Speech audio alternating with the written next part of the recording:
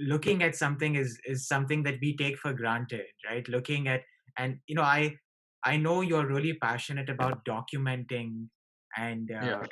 but also when I hear you, I know that you have a clear vision as an artist in terms of the purpose of photography to communicate the your vision of what it means to be an artist. But you're also a photojournalist.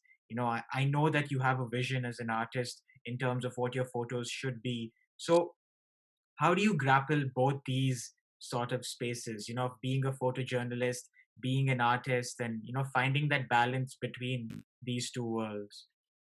So I think I've at least this lockdown has helped me look into myself uh, more than more than I could ever do in the given time that was always hectic. And now I have the time to think about it. But even back then, what was given as an idea, or rather, uh, a thing to follow, was to always have the camera by your shoulder.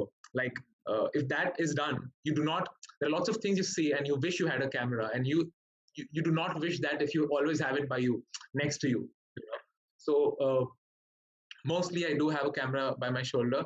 Mm. Uh, I do not keep the lens cap shut. Like, I do not shut the lens with the cap. I feel that blocks me a lot more. So I keep it open because if I see, I photograph. Absolutely. Capture it. Uh, yeah, but over time, I think I realized that I I could not stop making pictures on my way back to home after doing the assignments. I had Mm. to see more. My Even if I do not have a camera, as I told you, sometimes I do not. Uh, I cannot capture it, so I have to write about it because what I see, it matters to me in some way or the other. Maybe that part of life that I wrote about does not get. It has no meaning. It has nothing to do with it being a part of an article.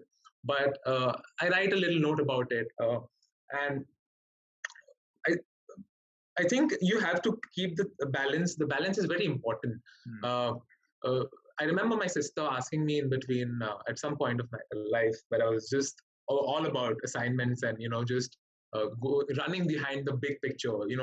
The picture that makes it to the newspaper, the picture that makes it to the front page. She asked me, why do you not take pictures of flowers anymore? Why do you not take pictures of sunsets anymore? Mm. The pictures that you used to when you were in school, the pictures that you wanted to. Right. Uh, and it pushed me back so much more. It made me look at life suddenly in a very different light where I stopped taking the pictures that actually, gave me happiness. Mm. The urge to make more at some point of my life was just cancelled out because I know that a picture of flower will not be published. True. I know that a picture of sunset is not going to give me a story. Got it. So uh, when she told me that, and I realized a little bit more about life, I started uh, not taking my camera. Also, I Mm. started looking at sunsets more to know what I missed out on.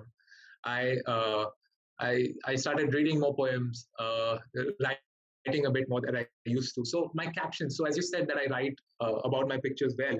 So these are very informative pieces on what is happening. It's more or less to do with what is exactly happening in the picture. Got it. But then I realized that back then, when I was putting out pictures on my page, or before everything got very professional, I used to write like silly poems that I make up just to represent the idea of what the picture could be. Mm. Yeah. So